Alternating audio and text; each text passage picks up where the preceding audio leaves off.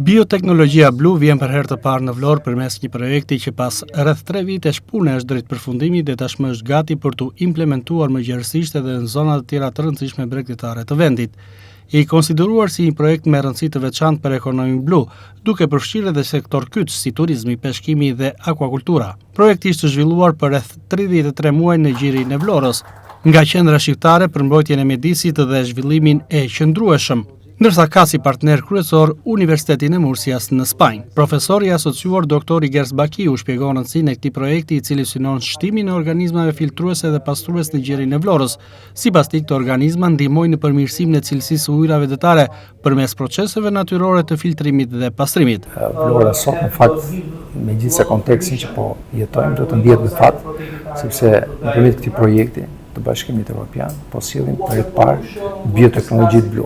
Pra nuk flasim tu vetëm për akwakulturë, por për gjithë teknologjitë e reja, përfshirë këtu dhe ato që interesojnë farmaceutikës dhe shëndetit njerëzit. Pra, flasim tu për bioteknologjitë më inovative që lidhen me ekonominë blu, me këtë ekonomi blu që përmban dhe turizmin, që përmban dhe peshkimin dhe akwakulturën. Por bioteknologjitë blu janë një sektor tepër specifik që merret me dhënie një vlerë shtesë të organizmeve me origjinë ujore apo me origjinë detare. Në fakt, në gjirin e Vlorës kemi krijuar një zonë pilot për zhvillimin e teknologjive të avancuara të akwakulturës. Pra një akwakulturë moderne, ku mos rriten vetëm koce apo levrek, por dhe organizma të tjerë shtesë, si midjet, ostrikat apo dhe kastravecat e detit që është një organizëm me mjaft vlera sidomos për tregun aziatik. Kjo nuk do të thotë që ne nëpërmjet aktiviteteve të akwakulturës ta dëmtojmë gjirin e Vlorës, por ky aktivitet akwakulture çfarë bën? Nëpërmjet organizmave pastrues apo filtrues, siç është kastraveci i detit, midjet apo ostrikat, ky ujë në kolonën ujore të filtrohet. Duke u filtruar dhe impakti që do të ketë akwakultura do jetë më minimal. Projekti nga kush realizohet dhe sa përkatësia? Projekti në fakt mbyllet në 30 qershor, ky është aktiviteti i fundit, ka zgjatur 3 vjet, le të themi 33 muaj më saktë. Është një projekt që udhëhiqet dhe ka partner lider Universitetin e Mursias në Spanjë, por ne jemi ndër partnerët që vim nga vende kandidat, jemi i vetmi dhe jam krenar për këtë sepse ne ndryshe nga partnerët tanë për shembull që ka patur mjaft probleme, si Slovenia apo Italia, ne kemi arritur që zonën pilote ta vëmë në punë dhe të jetë aktualisht funksionale. Pra për këtë duhet ndihemi krenar dhe mos ta shohim përherë Shqipërinë si një vend që ka ngelur kandidat, pra ka dhe iniciativa të tilla që ne ndonjëherë dhe ja u kalojmë atyre vendeve të BE-s, në të tilla projekte. Profesori i asociuar Dr. Igers Bakiu konfirmon se pas datës 30 qershor, teknologjia e zhvilluar në kuadër të këtij projekti në gjirin e Vlorës do të transferohet edhe në zonat të tjera bregdetare, me prioritet edhe me potencial të lartë turistik, qoftë edhe në vendet fqinje, siç është Malizia apo dhe Kroacia. Pavarësisht disa sfidave të vogla siç thekson ai, gjatë zbatimit projekti vlerësohet si një nismë me ndikim të rëndësishëm për zhvillimin e qëndrueshëm të zonave bregdetare.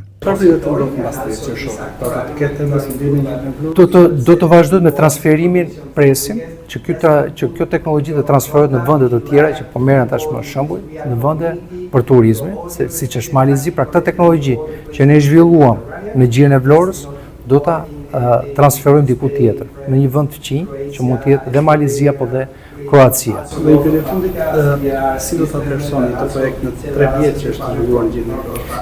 Ka pasur problemet e tij sepse ne themi që jemi një vend në zhvillim, një vend kandidat për QNB, por me punë të madhe, me vullnet dhe duke mos i parë këto ndasitë e ndryshme që ndodhin dhe kanë për të ndodhur për herë, dhe me bashkëpunimin që kemi krijuar me fermën e kompanisë Alba Adriatico 2013, prej vitesh ne kemi arritur dhe kemi sjellë sot dhe partner të një projekti të rëndësishëm që nuk përfshin vetëm Shqipërinë, Vlorën, Adriatikun apo Jonin, po përfshin të gjithë mesdheun, sepse kemi partner nga Spanja, nga Slovenia, nga Italia, nga Greqia, nga Franca. Pra këtu flasim për Infremer. Infremer është kompania shtetërore që kur u krijua themeloi dhe hodhi bazat për akwakulturën detare. Pra dhe Infremeri ka ardhur këtu sot dhe Poliket dhe Polmer, ku Polmer le të themi është një ndër kompani që tashmë merret me kërkime në fushën e energjisë bërthamore, pra me krijimin e motorëve, me përmbajtje bërthamore për nëndecet dhe për anijet. Ndërkohë edhe përfaqësues të projektit apo edhe përfaqësues të Universitetit të Mursias në Spanjë, të cilët e kanë ndjekur nga afër zbatimin e këtij projekti, kanë shprehur vlerësimet e tyre për rezultatet e arritura dhe rëndësinë e implementimit të kësaj teknologjie. To be in your country and knowing all your work that you are doing here. So congratulations, because Riger and Ili were working very well.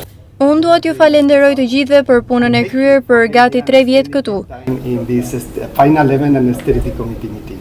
Also, I would like to thank all the stakeholders Të vija në vendin tuaj dhe të gjeja një përkushtim të tillë dhe natyrisht një ambient shumë të mirë, si nga puna edhe nga natyra, ishte diçka që më dha shumë shtys për punën e kryer. Thank you for being here, Arthur, Francesca, and all our panel, Palmer, Mediterranean, Enea, and also Chener Remasi. So we are going to start with this agenda. Unë dua t'ju falenderoj emër për punën dhe atë se çfarë keni dhënë gjatë kësaj periudhe në një projekt shumë të rëndësishëm dhe që sot e sjelli mes një agjende që përmbledh gjithçka. So we are going to start with this agenda. The first session will be related to all this kind of work that we were doing here, or we have been done here in Vlora Bay. Takimi përmbyllës i projektit u zhvillua me pjesëmarrjen e grupeve të interesit dhe partnerëve të përfshirë. Pas 33 muajsh punë dhe implementimin e gjirit në Vlorës, projekti po shkon drejt mbylljes së tij, duke lënë pas një model inovativ që pritet të shtrihet edhe në zona të tjera bregdetare të Shqipërisë apo edhe në vendet fqinjemene, të cilat kanë si prioritet dhe potencial zhvillimin e turizmit.